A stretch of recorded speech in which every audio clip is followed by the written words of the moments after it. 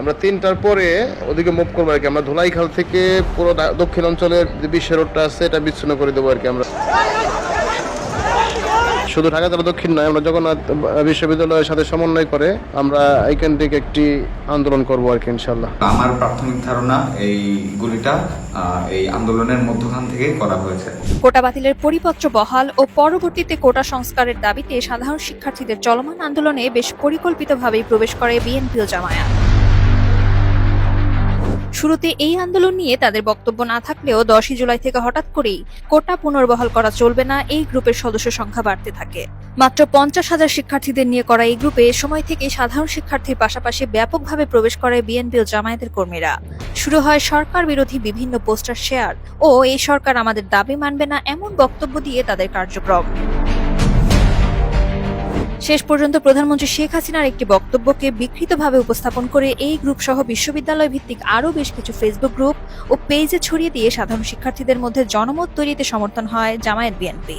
বাংলাদেশ জামায়াত ইসলামের দীর্ঘদিনের স্বপ্ন পূরণ করে ঢাকা বিশ্ববিদ্যালয়ে একদল শিক্ষার্থী স্লোগান প্রদান করে, তুমি কে আমি কে, রাজাকার রাজাকার।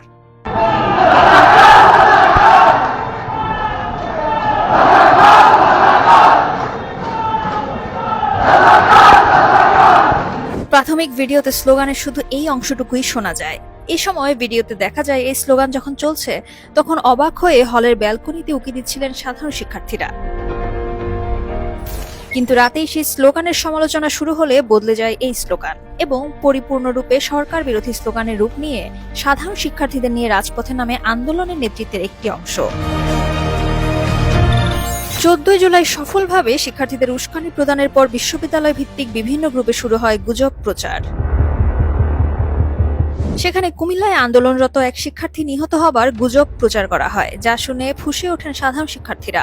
আন্দোলন আরও তীব্র হয়ে ওঠে 15 জুলাই, যখন প্রচার করা হয় ছাত্রলীগের হামলায় 2জন শিক্ষার্থী নিহত হয়েছেন। কিন্তু কোন বিশ্ববিদ্যালয়ে বা কোথায় নিহত হয়েছেন এমন কোনো বার্তা না থাকলেও ঢাকা বিশ্ববিদ্যালয়ে হওয়া সংঘর্ষের জের ধরে এ ঘটনাকে সত্য হিসেবে মনে করেন অনেকেই। এমনকি মার্কিন পররাষ্ট্র দফতরের সংবাদ সম্মেলনে এই গুজবটিকে সত্য হিসেবে গ্রহণ করে 2 শিক্ষার্থীর মৃত্যুতে দুঃখ প্রকাশ করা হয়। মার্কিন পররাষ্ট্র দফতরের এই ভিডিওটি তখন শেয়ার হতে থাকে শিক্ষার্থীদের বিভিন্ন গ্রুপে।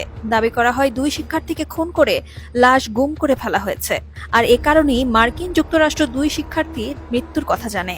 কিন্তু বাস্তবতা হলো 15 জুলাই ঢাকা বিশ্ববিদ্যালয় বা দেশের কোথাওই সাধারণ শিক্ষার্থী বা আন্দোলনের সাথে সম্পৃক্ত অন্য কেউই মানা যায়নি। 15 জুলাই রাত থেকে ঢাকা বিশ্ববিদ্যালয়ে রক্তাক্ত কেন এমন পোস্ট ছড়িয়ে দেওয়া হয় কোটা পুনর্বহাল করা চলবে না গ্রুপটি থেকে। 2 জন শিক্ষার্থীর মৃত্যুর গুজব এবং এই পোস্ট আগুনের মতো কাজ করে সাধারণ শিক্ষার্থীদের মধ্যে। আর এদিন থেকে ঘোষণা দিয়ে সাধারণ শিক্ষার্থীদের আন্দোলনে নিজেদের থাকার কথা জানান দেয় বিএনপির ছাত্র সংগঠন ছাত্রদল। এমনকি বিএনপির অফিসিয়াল ফেসবুক পেজ থেকেও তুমি কে আমি কে, রাজাকার রাজাকার শুধুমাত্র এই স্লোগান দেওয়া ভিডিও প্রকাশ করা হয় 14 জুলাই। সেখানে স্বৈরাচার শব্দটি অনুপস্থিত। আর 14 তারিখ দিবাগত রাত অর্থাৎ 15 তারিখ 12টার পর থেকে বিএনপির ফেসবুক পেজ থেকে শুরু হয় আন্দোলনের লাইভ স্ট্রিম প্রচার। মূলত এ সময় থেকে আন্দোলনকে হাইজ্যাক করা শুরু করে বিএনপি। পরদিন ছাত্রলীগের সঙ্গে সংঘর্ষে সাধারণ শিক্ষার্থীদের বারবার উস্কানি প্রদান করে এগিয়ে দিয়ে নিজেরাই সংঘর্ষ শুরু করে ছাত্রদল। 16 জুলাই ছাত্রদল সভাপতি সংবাদ সম্মেলনে সংঘর্ষে নিজেদের উপস্থিত থাকার কথা জানান। কিন্তু 15 জুলাই রাতেই 2 জনের মৃত্যুর গুজব প্রচার হলে সাধারণ শিক্ষার্থীদের অনেকেই এ ধরনের পোস্টে সরকার নিয়ে সমালোচনা শুরু করেন। মূলত মিথ্যা তথ্যের ভিত্তিতে সাধারণ শিক্ষার্থীদের পুলিশ ও ছাত্রলীগের বিরুদ্ধে হামলার জন্য উস্কানি প্রদান করা হয়। আর এর ভিত্তিতেই 16 জুলাই দেশজুড়ে সাধারণ শিক্ষার্থীরা যখন আন্দোলনে নামে তখন সাধারণ শিক্ষার্থীদের মধ্য থেকে 15 থেকে 20 জন করে বিভিন্ন স্থানে হামলা করা শুরু হয়। গাইবান্ধায় আওয়ামী লীগের জেলা কার্যালয়ে হওয়া হামলায় দেখা যায় সাধারণ শিক্ষার্থীরা যখন সড়কে বিক্ষোভ করছেন তখন ছাত্রদলের 2 নেতা গাইবান্ধা জেলা ছাত্রদলের সহ সাধারণ সম্পাদক ইমরান হাসান আলাল এবং গাইবান্ধা পৌর ছাত্রদলের যুগ্ম আহ্বায়ক আসিফ খান মোহাম্মদ হামিমের নেতৃত্বে অগ্নিসংযোগ ও ভাঙচুর করা হয়। এ সময় দেশের বিভিন্ন জেলায় আওয়ামী লীগের কার্যালয়ে হামলা চালায় ছাত্রদল, যার মাধ্যমে আওয়ামী লীগের বিভিন্ন অঙ্গ সংগঠন ও নেতাকর্মীদের সরাসরি মারধর করা হয়। সাধারণ শিক্ষার্থীদের আন্দোলনকে রাজনৈতিক সংঘাতের রূপ প্রদান করে বিএনপি ও তার ছাত্র সংগঠন। ঢাকা বিশ্ববিদ্যালয়ের হলে হলে ছাত্রলীগ সন্ত্রাসীদের তাণ্ডব চলছে, রক্তাক্ত ঢাবি সহ এমন উস্কানিমূলক পোস্ট দেওয়া হয়েছে বিএনপির ছাত্র সংগঠন জাতীয়তাবাদী ছাত্রদলের ফেসবুক পেজে। 16 জুলাই ছাত্রদলের এই হামলার সঙ্গে যুক্ত হয় জামায়াতে ইসলাম ও তার ছাত্র সংগঠন ছাত্র শিবির। 11 জুলাই এক শিবির নেতা মোহাম্মদ রিফাতের ফেসবুক অ্যাকাউন্ট থেকে কুমিল্লা বিশ্ববিদ্যালয়ের এক শিক্ষার্থী মৃত্যুর গুজব ছড়িয়ে দেওয়া হয়, যার মাধ্যমে প্রমাণিত হয় আন্দোলনে উস্কানি প্রদানে অনলাইনে ভূমিকা রাখে জামায়াতে ইসলাম। 16 তারিখ সরাসরি মাঠে নেমে শুরু হয় তাদের হত্যার রাজনীতি। রংপুর বিশ্ববিদ্যালয়ে পুলিশের গুলিতে এক শিক্ষার্থীর প্রথম মৃত্যুকে কেন্দ্র করে দেশ জুড়ে ছাত্রলীগের নেতাকর্মীদের হত্যার উদ্দেশ্যে হামলা করা হয়। চট্টগ্রামে ছাদ থেকে ফেলে দেওয়া হয় ছাত্রলীগের নেতাকর্মীদের। বিএনপির মিডিয়া সেল পেজ থেকে জামায়াতে শিবিরের নেতাকর্মীদের রক্ষার উদ্দেশ্যে ভিডিও প্রকাশ করে গুজব ছড়ানো হয় ছাত্রলীগ সাধারণ শিক্ষার্থীদের ছাদ থেকে ফেলে হত্যা করছে। পরবর্তীতে এই পোস্ট ডিলিট করে ফেলে তারা। কক্সবাজারে এদিন জেলা আওয়ামী লীগের অফিসে ভাঙচুরের ভিডিও থেকে দেখা যায় কক্সবাজার সরকারি কলেজ শিবিরের সভাপতি ইব্রাহিম, সাধারণ সম্পাদক আব্দুল্লাহ এবং ছাত্র অধিকার পরিষদের সভাপতি ও সাবেক শিবির নেতা রবিউলের নেতৃত্বে হামলা করা হচ্ছে। সাধারণ শিক্ষার্থীদের আন্দোলনকে এভাবে নিজেদের রাজনৈতিক সুবিধার জন্য ব্যবহার করে পুলিশের সঙ্গে সংঘর্ষে জড়ায় ছাত্রদল ও শিবিরের নেতাকর্মীরা। সংঘর্ষের মধ্যে প্রাণ যায় সাধারণ শিক্ষার্থী ও পথচারীদের। আর এই পর্যায়ে সাধারণ শিক্ষার্থীদের লাশ নিয়ে শুরু হয় বিএনপি জামায়াতের নতুন রাজনীতি। এদিন বিভিন্ন গণমাধ্যমের প্রতিবেদন অনুসারে 6 জন নিহত হলেও কোটা পুনর্বহাল চলবে না গ্রুপে নিহতের সংখ্যা নিয়ে শুরু হয় গুজব, যা উস্কে দেয় সাধারণ শিক্ষার্থীদের। রাজপথ যখন সাধারণ শিক্ষার্থীদের দখলে, তখন তাদের মধ্যে থেকে সাধারণ শিক্ষার্থীদের ঢাল হিসেবে ব্যবহার করে তারেক রহমানের নির্দেশে 17 জুলাই হামলা চালানো হয় পুলিশ ও সরকারি বিভিন্ন স্থাপনায়। 2013-14 সালের মতোই অগ্নিসংযোগ শুরু হয় রাষ্ট্রীয় গুরুত্বপূর্ণ স্থাপনায়। এ সময় সাধারণ শিক্ষার্থীরা বারবার জানায় কোনো নাশকতায় তাদের সম্পর্ক নেই, কিন্তু বিএনপি জামায়াত নেতাকর্মীরা সংঘর্ষে জড়িয়ে সাধারণ শিক্ষার্থীদের ঢাল হিসেবে ব্যবহার করে দেশ জুড়ে। সাধারণ শিক্ষার্থী নিহতের জেরে যখন ক্ষোভে রাজপথে অবস্থান নিয়ে কমপ্লিট শাটডাউনের ঘোষণা প্রদান করা হয়, তখন সেটিকে সরকার পতনের উপযুক্ত সময় মনে করে 18 জুলাই থেকে আরও বড় আকারে অগ্নিসংযোগ ও হত্যার রাজনীতি শুরু করে জামায়াত বিএনপি।